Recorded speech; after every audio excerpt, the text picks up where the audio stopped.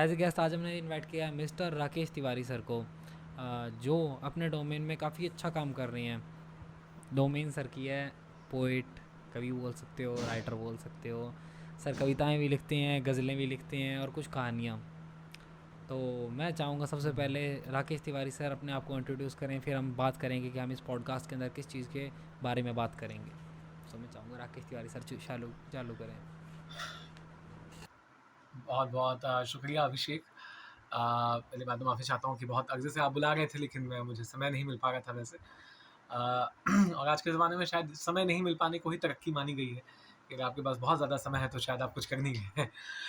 मेरा नाम राकेश तिवारी है। मैं तकरीबन 5 या 6 वर्षों से 2015 से जो है मैं ओपन माइक या कविता या पोइट्री जो है पढ़ते आ रहा हूँ। तब से मैं स्टेज पे परफॉर्म कर रहा हूँ।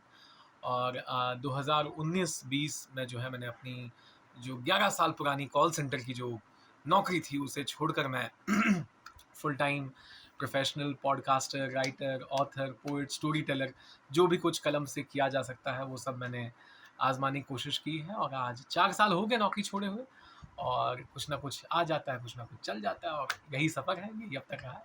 सो पॉडकास्ट से लेकर एक वेब सीरीज़ के लिए कविता लिखने से लेकर गुड नाइट इंडिया जैसे टीवी शो पर आने से लेके शैलेश लोढ़ा सर के वाह वाह वाले वाह वाह क्या बात है वाले शो से जाने तक काफ़ी अच्छा सुहाना सफ़र रहा है। और अब मैं आपसे बात कर रहा हूँ। सर सर मैं चाहूँगा कि आप अपनी वेब सीरीज़ का नाम बताएं कि जिसकी स्टोरी आपने लिखी है, अगर अलाउड हो तो। स्टोरी नहीं, कविताएं थी। तो टीवीएफ की जो एक्स टीम थी, जो जो टीवी से थोड़ा अलग निकले, उन्होंने अपना प्रोडक्शन बनाया। तो होम शांति एक वेब सीरीज़ है डिज्नी हॉटस्टार पर, मनोज पावा जिसमें लीड कर रहे हैं। तो उस वेब सीरीज़ की कहानी ही ऐसी थी अभिषेक की, जो उसका मेन कैरेक्टर है वो कवि है, कवि उमेश जोशी। और उनका पूरा परिवार जो है अपना खुद का एक घर बनाने में लगा हुआ है।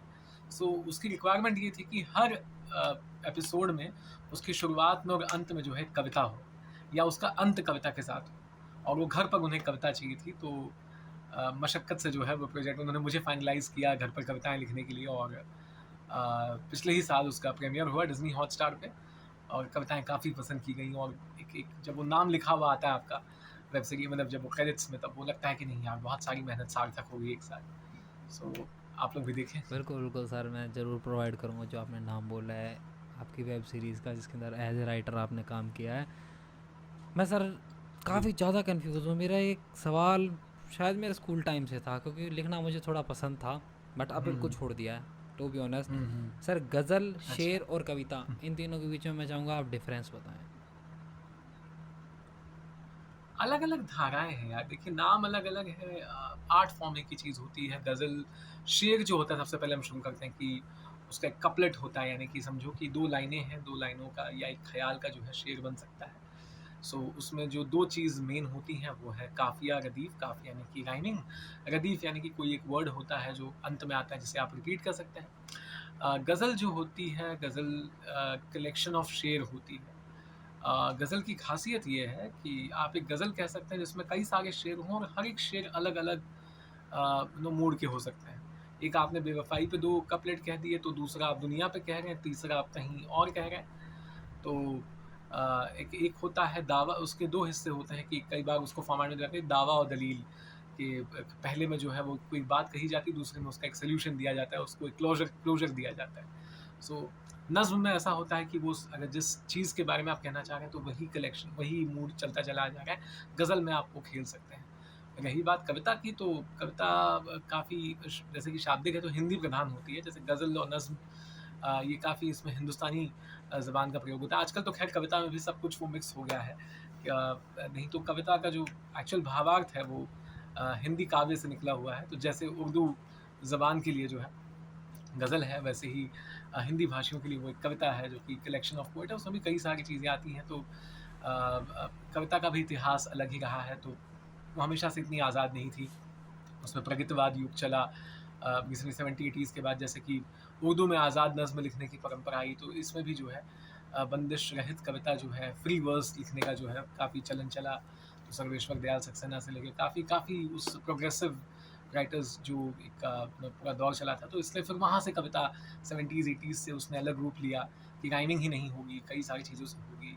सबका मकसद एक ही रहा है कहीं न कहीं हर आर्ट फॉर्म का, कि उसको उस समय के दौर की बात करनी है, भले ही वो गालिब उस दौर की मोहब्बत की बात कर रहे हैं, या हबीब जालिब जो पाकिस्तान से हैं वो डिसेंट की बात करते हैं, वो रिवॉल्यूशन की बात करते हैं, वो सरकार के खिलाफ जाने की बात करते हैं। वही कविताएं जो हैं वो भी अलग अलग रूप लेती रहती। दुष्यंत की जो कविता निकलती है कि कल मिला था मुझसे तो, कल मिला था मेले में मुझको चीथड़े पहने हुए, मैंने पूछा नाम क्या है, बोला हिंदुस्तान हूँ। सो वहाँ से निकलती है कविता, और श्रृंगार रस लेती है, करुण रस लेती है, वीर रस लेती है, और अब तक बहती चली आती है। तो बहुत वास्ट आंसर है इस चीज़ का।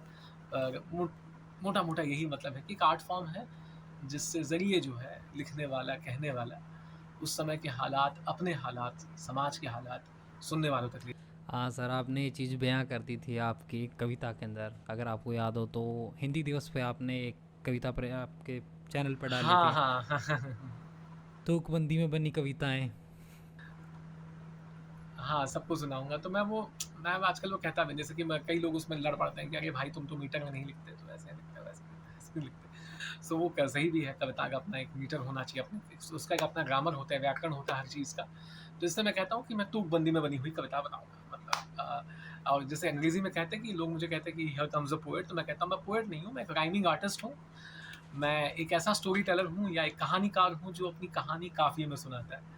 तो वहाँ लोगों को आराम मिल जाता है कि हाँ, हाँ, ये अपने आप को कवि शायर नहीं कह रहा। तो ये भी सही है। वैसा है। आपको क्या लगता है सर, जैसे जैसे फोकस पैन कम होता जा रहा है, हम रील्स की तरफ, शॉर्ट्स की तरफ बढ़ रहे हैं, तो सुनने वाले हुँ। कम हो गए हैं, या फिर आपको लगता है कि सुनने वाले उतने ही लोग हैं? हाँ, देखिए दोनों बातें हैं। एज़ एन आर्टिस्ट कहीं मैं इसके बारे में ट्रिप भी कर सकता हूँ कि यार अब वैसे लोग नहीं रहे, अब वैसे लोग नहीं रहे। लेकिन एज़ एन आर्टिस्ट जो है फिर वो आपका काम है कि आप जब आप परफॉर्मिंग आर्ट्स में आते हैं, पहले तो बोले कुछ लोग कहते हैं कि अरे हम, मैं तो अपने लिए लिखता हूँ, मैं तो खुद के लिए। जब खुद के लिए लिखते हो तो फिर तुमको दुनिया के गीत से शिकायत क्यों है? तुम डायरी में लिखो, अपने चंद दोस्तों को, अपनी क्लोज़ सर्किट महफ़िलों को सुनाओ। द मोमेंट यू से कि आप परफॉर्मिंग आर्टिस्ट हैं, आपको स्टेज पर आना है, तो आपको ये भी समझना पड़ेगा कि आपके कंटेंट को अडैप्ट होना है। अगर दुनिया शॉर्ट रील्स पे चली गई तो उसकी 2 वजह हैं कि इंटरनेट इतना फ़ास्ट अवेलेबल हो गया है, इतने सारे कंटेंट क्रिएटर्स हो गए हैं कि सबको उतना स्पेस नहीं दिया जा सकता। तो और बहुत कम समय में आपको बहुत सारी चीज़ें देखनी हैं, क्योंकि आपके पास डेटा पड़ा हुआ है, आपके पास वक़्त बहुत कम है दिन में से, या आप जितना भी वक़्त है आपको उसमें वैरायटी चाहिए। तो अगर आपका लिसनर उस लिसनिंग हैबिट को या कंज्यूमिंग हैबिट को अडॉप्ट हो गया है, तो आपको भी होना होगा। जैसी फ़िल्में मार-धाड़ वाली, एक्शन वाली 90s में बनती थी, वो अब नहीं चलेंगी। उसका दोष ऑडियंस को नहीं दे सकते। तो चलिए केजीएफ 2 भी जो आई, वो भी मार-धाड़ ही था, सब कुछ था, पर उसको उसको ब्रांड किया गया 2020-2021 के ऑडियंस की समझ के हिसाब से कि अच्छा ये लोग का शायद दिखेंगे। इसलिए बॉलीवुड भी बदला है, इसलिए कई सारी कहानियाँ बदली हैं। तो ले-दे के हिसाब तो वही होगा कि हीरो की स्टोरी होगी, यहाँ से वहाँ जाना है, पर उसको पेश करने का ढंग बदलेगा। ठीक उसी तरीके से कविता, गज़ल भी कह लीजिए, तो मैं कहूँगा कि जब ट्विटर आया तो लोगों के पास वो बंदिश आ गई कि अब आपको कुछ ही शब्दों में, 140 शब्दों में दिल की बात कहनी है। तो माइक्रो राइटर्स का जन्म हुआ जो उतने शब्दों में उतनी बात कह सके। तो अब शायरों को ये चाहिए, जाकिर भाई ने बहुत अच्छी बात कही थी कि अब जो है हफ्तों का, मतलब कि 1 मिनट का खेल नहीं, अब 10 सेकंड का खेल हो गया है। So you have to put a hook, आपको एक हुक डालना है, आपको एक ख्याल रखना है, आपको 2 लाइनों में कुछ ऐसा कह देना है कि उनको मिल जाए सुनने वालों को जो चाहिए।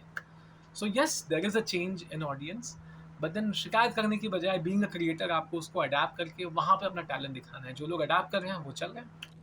और आपको क्या लगता है कि सर, अगर कुछ नया चालू करना है तो कुछ पहले वाला छोड़ना पड़ेगा? जैसे कि आपने जॉब छोड़ी, उसके बाद आप एज ए पोइट आए या फिर एज ए राइटर आए, या फिर आप साथ में लिखते थे, आपको सही लगा तो आपने जॉब क्विट कर दी, ऐसा कुछ सीन था?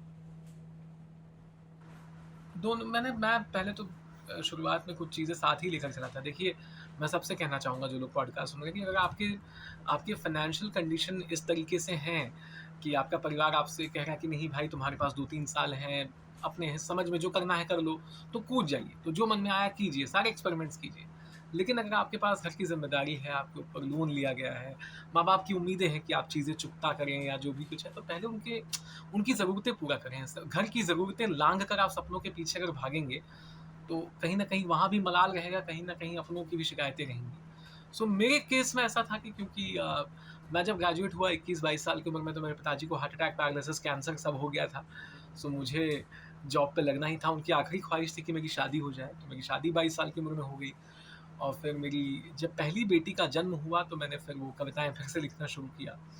तो मैं तो पहले जो 2-3 साल जो है जब जब मैंने शुरू किया था तब जियो का रिवॉल्यूशन आया था, तब यूट्यूब चैनल्स बन ही रहे थे।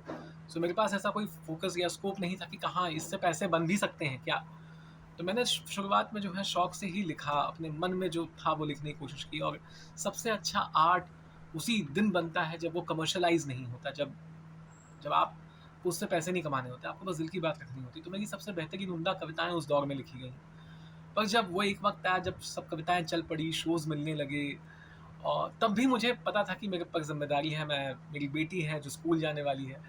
तो वो कहते हैं ना कि आप अगर आपको नौकरी छोड़नी है अपने पैशन के लिए, तो आप अपने महीने का खर्चा निकालें जो एक्स अमाउंट है और एक्स इंटू 12 कर दें। यानी कि कम से कम 12 से 14 महीने का बैकअप रखें। वो इसलिए ताकि अगर 2-3 महीने आपके पास काम नहीं भी आया तो आप विचलित ना हो जाएँ फिर या आप कि वैसा काम ना करने लगें जो लोग कहते हैं कि मॉडरेट या उतनी क्वालिटी अच्छी नहीं है। अगर आप क्वालिटी काम करना चाहते हैं तो उसके लिए वक़्त लगेगा। तो मैंने 14 महीने का बैकअप निकाल लिया कि यू नो तो मैं तो सॉरी तो हाँ, तो मैंने क्या किया कि मैंने जो है 14 महीने का जो है बैकअप निकाल लिया और वो बैकअप निकालने के बाद जो है मैंने फिर उसके बाद फैसला किया कि अब नौकरी छोड़ते हैं, अब आगे बढ़ते हैं। बहुत ज़्यादा हुआ, 8 महीने में कुछ नहीं हुआ तो लौट आएँगे और उस समय मुझे जियो सावन का एग्रीमेंट मिल गया। मैं पॉडकास्ट मैंने एक कॉन्सेप्ट पिच किया था, जो जियो सावन ने अप्रूव किया। उन्होंने 1 महीने की कीमत तय की कि 4 एपिसोड आपको देने हैं, इतने पैसे मिलेंगे। मैंने कहा बस जो चाहिए था मिल गया, अब कूद जाओ। एक और लाइन में जाऊँगा कि आप ज़रूर सबको सुनाया है कि जिस दिन छोड़ूंगा मैं नौकरी उस दिन मैं इतिहास लिख दूंगा, ऐसे करके कुछ है शायद इंसान। हाँ, तो वो मैंने एक टेड टॉक में कहा था कि किसने तुमसे कहा था कि किसने तुमसे कह दिया कि नौकरी करते हुए सपने पूरे नहीं लिख सकते। तो मैं जब भी लिखता था मुझे लगता था कि मैं नज़्म नहीं, मैं कुछ ख़ास लिख दूँगा और कुछ ख़ास लिखने के लिए जब भी कलम उठाऊँगा मैं इतिहास लिख दूँगा। तो ये हर कवि को लगता है कि वो जितने बार लिखेगा वो एक महाकाव्य होगा या उसका लिखा हुआ उसे हमेशा महाकाव्य ही लगता है। We writers are always in love with our first drafts. ये लाइन पहले ड्राफ्ट से बड़ी ये मोहब्बत हो लाइन जाती है एकदम और ऐसे मेरे दिमाग में से स्ट्राइक करते थे, मैं याद नहीं कर पाया, बहुत बार ट्राई किया कि मैं इसको याद करूं और कहीं हाँ, सुनाऊं, बट मैं इसको कभी याद नहीं कर पाया। नहीं, नहीं तो बट ये लाइन दिमाग में मेरे बहुत अच्छे तो स्ट्राइक ये होती है। एज़ अ राइटर हम सब अपने पहले ड्राफ्ट के साथ प्यार में पड़ जाते हैं, हमें लगता है। और मेरे एक लिखने वाले जो मेंटर उन्होंने कहा था कि अगर तुम में ताकत है कि तुम अपने पहले ड्राफ्ट खुद फाड़ के फेंक सको और कहो कि इससे बेटर लिखना है, तो तुम राइटर बनने के लिए तैयार हो, वरना नहीं। और सर ये जो राइटिंग वाला पैशन था ये आपके ग्रेजुएशन के टाइम से ही था हुँ। या उसके बाद से आप जब कॉल सेंटर में आए एक्सपीरियंस हुई कुछ ऐसे या फिर कुछ ऐसे इंसिडेंट हुए जो आपने लिखना चालू किया? नहीं यार, अब मैं जैसे कि मैंने मनोज मुंतशिर जब नए-नए वीडियोज़ बनाते थे वो कविताओं पे, तो उन्होंने बहुत अच्छी बात की थी, उस बात को मैं मानता भी हूँ कि दुनिया में हर चीज़ आप जो है बन जाते हैं। आप डॉक्टर बनते हैं, आप इंजीनियर बनते हैं, आप अच्छे कारीगर बनते हैं। दुनिया में हर चीज़ आप बनते हैं। राइटर आप होते हैं, शायर आप होते हैं, कवि आप होते हैं। वो कहीं न कहीं एक डीएनए में कुछ रहता है, मतलब आपके ज़हन में एक बात होती है, जब आप दुनिया में कुछ बुरा अच्छा होता हुआ देख लें, जब आपको प्यार हो, दिल टूटे, तो दुनिया भले ही गाने सुन रही हो, पर आप जो है कलम उठा के कागज़ पे कुछ लिख देते हैं। वो आपका फ़ॉर्म ऑफ एक्सप्रेशन है। सो एक राइटर का जन्म वहीं से होता है, जहाँ उसको लगता है कि अब मेरे दिल में, ज़हन में जो कुछ चल रहा है, मुझे उसे कागज़ पर उतारना है। तो वो एक कॉलिंग होती है जब कुदरत आपको याद दिलाती है कि आप उस चीज़ को लेकर जो है दुनिया में आए हैं कि आप लिख सकें। उसके बाद स्किल को तो निखारा जा सकता है, लेकिन जो टैलेंट होता है वो थोड़ा-सा इन्नेट होता है, वो अंदर ही अंदर होता है। तो मेरे ज़हन में तो वही था कि मैं कॉलेज में तो हर कोई शायर होता है खैर। जिसने कॉलेज में नहीं लिखा वो क्या ही शायर। सो वहाँ से शुरू हुआ था। कॉल सेंटर में आने के बाद हाँ, क्योंकि वो कई बार कहते हैं ना, कई बार आप सपनों पे कंबल मजबूरी का कंबल उड़ा के जब आप चलते हैं दुनिया में आगे की तरफ, तो वो चीज़ें कहीं न कहीं निकल के आती हैं। तो मैं अपने कॉल सेंटर के दोस्तों को सुनाता रहता था। लेकिन बदलाव तब आया जब ठहराव मेरी कविता में जब आया, जब पहली बार जब मेरे पिताजी का देहांत हुआ था, उनकी शमशान में उनकी चिता को जलते हुए देखा था। मैंने पहली कविता लिखी थी कि अगर शमशान बात करता तो कैसे करता? और दूसरी बार जब मेरी बेटी का जन्म हुआ था, जब मेरी बेटी को मेरे हाथ में दिया गया, तो तब मेरी लाइनें फूटी थी और कविताएँ मेरे पास लौट कर आई थी। तो वहाँ से शुरू हुआ था। हाँ, वो स्कूल वाली कविता भी सर मैंने सुनी जब मेरा स्कूल एंड होने वाला था आफ्टर 10th। एक बार मैंने सोचा कि हाँ अब हुँ, स्कूल ख़त्म है, 11th 12th में कुछ करेंगे, बट स्कूल ने वापस बुला लिया। मैंने वापस जी। 11th 12th स्कूल से ही की, पहले मेरा कोचिंग करने का प्लान था। जी, जी। सर थोड़ा थोड़ा बात करते हैं पैसों के बारे में भी इसके अंदर। सर ये जो डोमेन है ये हाँ, इंटरटेनमेंट के लिए ज़रूरी है, शायद हम इस चीज़ के लिए पैशनेटेड हैं, हमें अच्छा लगता है करना, और ये सब चीज़ें हैं। बट सर पैसा चाहिए, आप भी जानते हो ये बात, मैं भी जानता हूँ ये बात, सब जानते हैं। तो सर इस डोमेन में अगर आप अच्छे लेवल पे काम कर रहे हो तो कितना कमा पाओगे एक इंजीनियर डॉक्टर? देखो यार, कोई ऐसा ये बहुत ही यूटोपियन जिसे कहते हैं कि बहुत अच्छी एक इमेजिनरी दुनिया है कि कविताओं से घर चल पाएगा, बहुत लोग का चल भी रहा है। पर मैं कहूँगा कि जैसे कि ये तो वही वाली बात हो गई कि मैंने मम्मी को किचन में खाना बनाते हुए देखा और मुझे लगता है मैं बना सकता हूँ। तो क्या इससे पैसे बनेंगे? नहीं मेरे भाई। आप जो रेस्टोरेंट खोलेंगे तो आपको चाइनीज़ बनाना आना चाहिए, है ना? आपको साउथ इंडियन बनाना आना चाहिए, कड़छी तोड़ आप पनीर भी बना सकते हैं, आप मुर्ग हलवाई भी बना सकते हैं, मुर्ग मुसल्लम बना सकते हैं, उतनी ही अच्छी से आप मटर पनीर बना सकते हैं, और फिर ज़रूरत पड़ने पे एक दिन आपको पास्ता बनाना पड़ेगा। तो कहने का मतलब ये कि कविता लिखना एक कला है जिससे अगर आप सच में बहुत अच्छे हैं, अगर आपको सम्मेलन अच्छे मिल गए, अगर आपको मुशायरे अच्छे मिल गए या चीज़ें अच्छी मिल गई, आप चल पड़े, तो वो कभी भी किसी भी कलाकार को, वो सिंगर हो, आर्टिस्ट हो, पोएट हो, आपको स्टेज शोज़ के भरोसे कभी नौकरी नहीं छोड़नी है। आपके 3-4 एक्वायर्ड स्किल्स आपके पास होने चाहिए, और अगर आप सिर्फ़ कविता लिखते हैं तो यानी कि आप उससे हमको उसको डिसइंटीग्रेट करना पड़ेगा कि कविता अच्छी लिखती है इसका मतलब क्या है? मतलब आपका राइटिंग प्रोसेस अच्छा, आपका थॉट प्रोसेस अच्छा है, आप चीज़ों को अच्छे से बयाँ कर सकते हैं, आप एक अच्छे कहानीकार हैं इसका मतलब नहीं है, तो फिर ये स्किल्स डेवलप कीजिए, बिकॉज़ जब ब्रांड्स आपके पास आते हैं, जब कोलैबोरेशंस होते हैं, तो वो चाहते हैं कि आप उन्हें कॉन्सेप्ट दें। हर बार कविताएँ लोग नहीं लेंगे, वो नहीं चलेगा। तो या लिरिक्स राइटिंग में आप आना चाहते हैं, तो आपको उतनी सेंस होनी चाहिए कि चीज़ों को मीटर में डालना कैसे है, उतने शब्दों को निकालना कैसे है। तो आपको पहले तो वो तैयारी करनी पड़ेगी कि अगर आप सही में कविताओं से घर चलाना चाहते हैं, तो उसके इम्प्लीकेशंस क्या-क्या हैं, क्या-क्या चीज़ है, क्या-क्या ज़रिया है जिसके ज़रिए आपको लगता है कि आप कमा लें। और until you are very sure कि आपके पास वो एक्स अमाउंट आ जाएगा, तब तक आप अपनी नौकरियाँ ना छोड़ें। Because it's a very difficult scene. मुझे हर दूसरे महीने जब मैं महीने का हिसाब बनाता हूँ, तो मुझे लगता है बहुत हो गया, अब अगले महीने मैं नौकरी में लौटने वाला हूँ। जॉब खत्म, भाई जाने वाला हूँ अगले हफ्ते, और अचानक से कोई प्रोजेक्ट मिल जाएगा, अचानक से कुछ आ जाएगा, और ये प्रोजेक्ट हमेशा पोएट्री वाला नहीं होता। कोई कहता है कि हमारे लिए वीडियो बनाओ, कोई कहता है कि स्क्रिप्ट लिखो। मैंने हर तरह का काम किया, मैंने पॉडकास्टिंग करी, मैंने एड फ़िल्म के स्क्रिप्ट्स लिखे, मैंने जो है मैंने ज़ूम, जो टाइम्स ऑफ इंडिया का जो एक ज़ूम बॉलीवुड चैनल आता है, उसमें जो बॉलीवुड वाले आर्टिकल्स आते हैं ना कि क्या कहना चाहते थे सलमान? क्या रूठ जाएँगी कटरीना? तो वो सारे वॉइस ओवर के स्क्रिप्ट मैं लिखता था। तो मुझे जो जैसा काम मिला मैं करते चला गया। रही बात, अगर तुम कमाई की ब्रैकेट का बात कर सकते हो, तो यार it can be anywhere, like ऐसा भी, अगर आप you are well to do writer जहाँ पे आपके पास हर महीने कुछ ना कुछ प्रोजेक्ट आ रहा है, तो मेरे ख्याल से to to begin with, as beginning level पे 15 और एक आध प्रोग्राम भी अगर आपको मिल जाएगा, 2-3 आप निकाल ले गए, तो 15, 20, 25, 30 हज़ार कोई बड़ी बात नहीं होगी आपके लिए। But then yes, until that comes to place, आपको थोड़ा बहुत स्पेस बनाना पड़ेगा। आजकल तो ऐसा भी हो गया, मेरे कई दोस्त हैं जिनके इंस्टाग्राम पे रील्स जो हैं अचानक से चल गई हैं। ये तो पहले की बात मैं बता रहा हूँ कि मेहनत करनी पड़ेगी, अब तो अचानक से चीज़ें हो रही हैं कि इंस्टाग्राम पे रील मेरे एक दोस्त की वायरल हो गई, और फिर अचानक से उसको मुशायरे मिलने लगे हैं। अब वो दिल्ली, शिमला, ये वो कहाँ-कहाँ जाके वो शो कर रहा है, यहाँ से 10,000, वहाँ से 15, यहाँ से 20, ऐसे उठाए जा रहे हैं, मिलते चले जा रहे हैं। बट देन आपको वो हर हफ्ते नया होते रहना पड़ेगा, रेलेवेंट होते रहना पड़ेगा, नज़र में रहना पड़ेगा। अब गेम उसका हो गया है। अब गेम सिर्फ़ कंटेंट का नहीं है, गेम आपके स्किल्स का नहीं है, गेम रेलेवेंट रहने का है, गेम कंसिस्टेंट रहने का है। बिल्कुल सर। और सर जो आपकी कविताएं या कहानियाँ होती हैं उनके किरदार हमेशा असली होती हैं, या फिर आप कमरे में बैठ के भी उन किरदारों को बनाते हैं?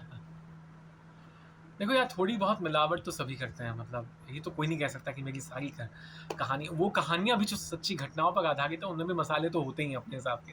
तो लेकिन हाँ, ये कह सकते हो कि जो बीज जो बोया जाता है, वो सच में सच्चाई का ही होता है, वो कहीं न कहीं से, और यही चीज़ एक राइटर को अलग बनाती है ना, जो सिग्नल पे खड़ा हुआ बच्चा, जो लोगों को एक बच्चा ही दिख रहा है, तो एक राइटर को उसमें एक पूरा संसार दिख जाता है, उसकी मजबूरी दिख जाती है, उसका 3 साल पहले गुज़रा हुआ बाप नज़र आ जाता है, उसके घर में जो है शायद बीमार एक माँ है, उसकी एक छोटी बहन है, उसको वो सब दिखाई दे देता है सिग्नल पे।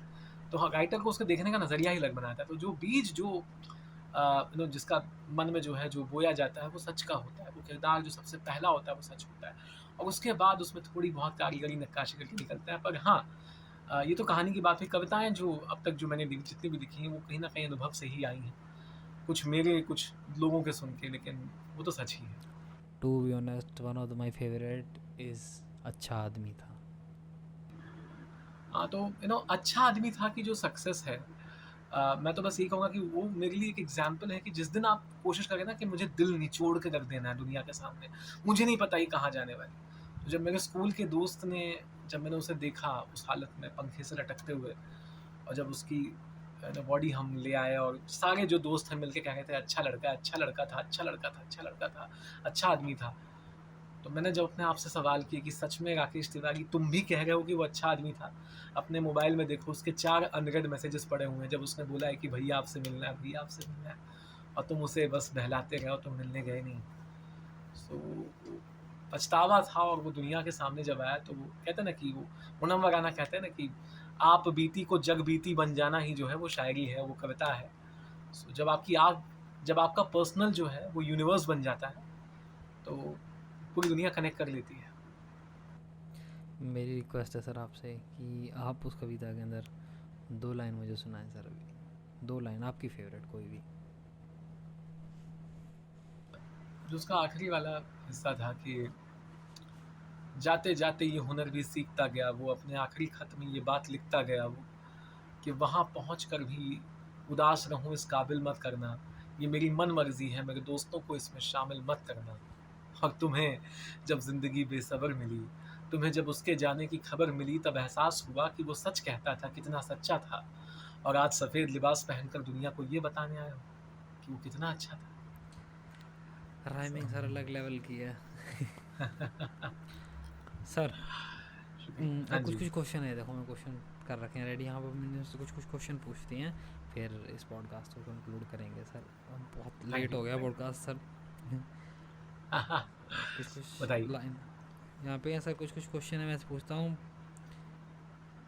सर आप अगर एक कविता लिखने बैठो तो आपको कैसा वर्क स्पेस चाहिए? ऐसा हो कि आप चीज़ों को ऑब्जर्व कर रहे हो, नेचर के अंदर हो, या बिल्कुल ऐसे कि एक चार दीवारी के बीच में बैठे हैं, एक टेबल कुर्सी और डायरी और पेन?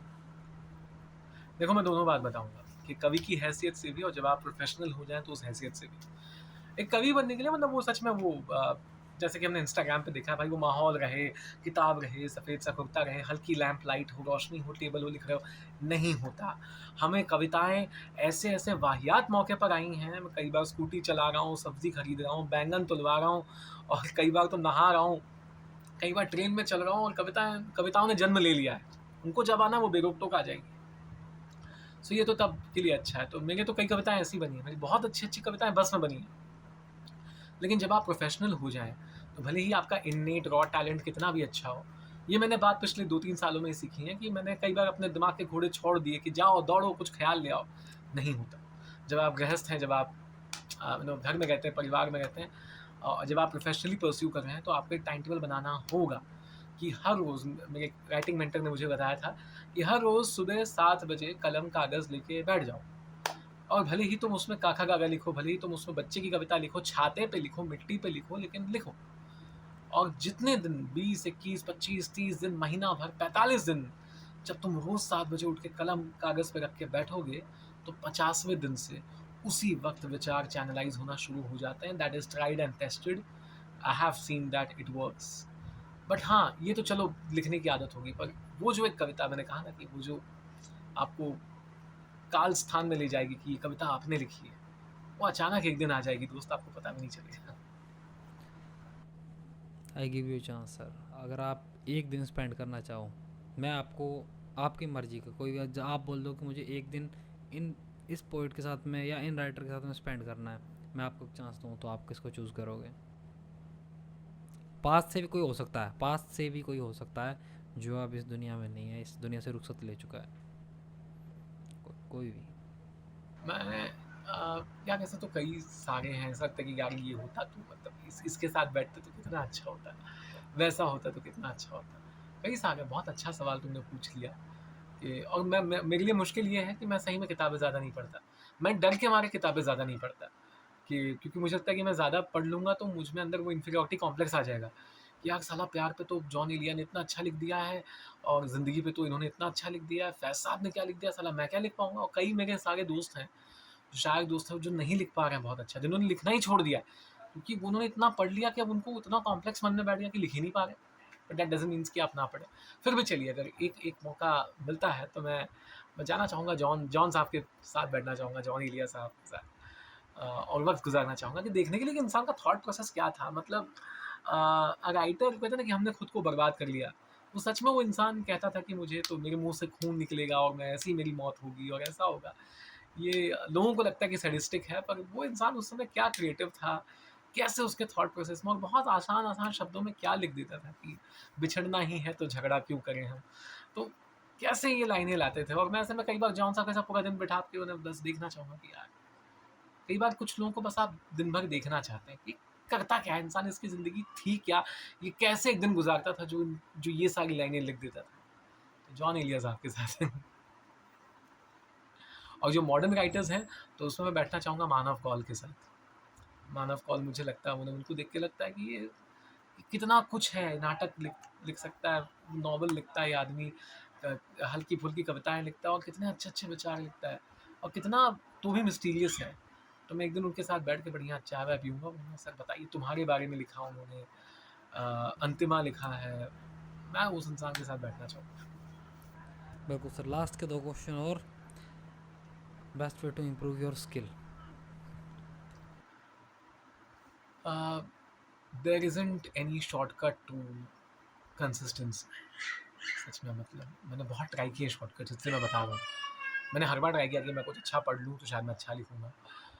शायद मैं एक्सपीरियंसेस ले लूँ, ट्रैवल कर लूँ तो अच्छा लिखूँगा। हाँ, ये सब चीज़ें ऐड अप होती हैं, but there isn't any shortcut to consistency. You have to show up every day, no matter what, आपके घर के हालात कैसे हैं, क्या कीजिए। आपको महक मिर्ज़ा प्रभु मेरी एक बहुत अच्छी दोस्त है। उन्होंने मुझसे एक बात कही थी कि यार जब तक राकेश राइटिंग को हॉबी की तरह लोगे ना, वो तुम्हें हॉबी की तरह ही सर्व करेगी। वो उतनी देर के लिए तुम्हारे साथ रहेगी। जब उसको 9 टू 5 जॉब की तरह लोगे, तो वो तुम्हारे लिए मौके बनाएगी। सो अगर आप अपने आप को कहते हैं कि मुझे प्रोफेशनल राइटर बनना है, चलना है और वो स्किल मुझे निखारनी है, तो रोज़ आपको अ, बैठना होगा अपने साथ और आपको कोशिश करनी होगी कि आपकी जो अगली रचना है, वो पिछली रचना से एक स्तर ऊपर रहे। आप वही बातें नहीं कह रहे हैं, जो आपने हमेशा से कही है। And only one way to go through that is read. Like for a writer there is no other shortcut. आप जितना पढ़ेंगे, जितने और पढ़ने में कोई ये नहीं कि गालिब को ही पढ़ें, मीटर ही पढ़ें, मीर को ही पढ़ें, वो शायरी किताब पढ़ें, लिरिसिस्ट को पढ़ें। नहीं, नहीं, नहीं, नहीं। मैं तो कई बार गाने पढ़ता हूँ, मैं अमिताभ भट्टाचार्य के गानों के लिरिक्स की लिस्ट निकाल के मैं बस पढ़ता रहता हूँ कि इस इंसान को धुन मिल जाती है और ये क्या-क्या लिख देता है कि मैंने पहन के जोड़ा लाल कलर का तूने तूने लगाया फूल कमल का, माय गॉड तू लगती है जैसे स्विमिंग पूल में फूल कमल का। पहन के जोड़ा लाल कलर का, तू मतलब कैसे कहाँ से ला रहा है, जिब्रिश भी लिख रहा है, उसमें भी राइमिंग लिख रहा है और फिर वो ओ बेदर्दिया भी लिखता है और फिर वो नैना भी लिखता है। तो मैं तो उनके लिरिक्स की पोएट्री निकाल के पढ़ता हूँ कि अच्छा, इरशाद कामिल के गाने निकाल के पढ़ता हूँ मैं, क्या क्या लिखे हैं, रॉकस्टार के गाने लिखे हैं, आदमी ने चलती फिरती पोएट्री लिख डाली है पूरी। तो पढ़िए, किताबों में जाइए, सुनिए, उसके अलावा कोई रास्ता नहीं है। बीइंग अ राइटर आपको अपना स्किल इम्प्रूव करने का। सर, लास्ट क्वेश्चन मेरा इस पॉडकास्ट के लिए, हम्म। वो ये है कि बेस्ट रिलेशनशिप एडवाइस।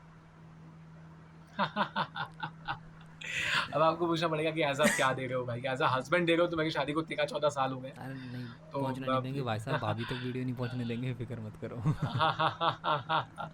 नहीं, नहीं, इन जनरली रिश्तों से जो है मैंने जो सबसे ज़रूरी चीज़ सीखी है ना, मतलब आप तब तक रिश्तों से खुश हैं, जब तक आपकी उस रिश्ते से ज़्यादा उम्मीदें नहीं हैं,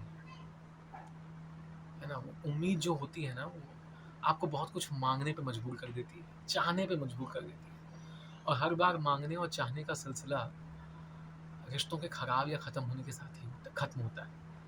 तो मैंने कहा था ना कि लॉकडाउन जब हुआ तो ये चीज़ हमारी समझ में आई कि घरों में कैद हुए तो पता चला कि उदास होने लायक गम तो कभी थे ही नहीं और वक़्त का ना होना तो बस एक बहाना था, कुछ रिश्तों में हम कभी थे ही नहीं।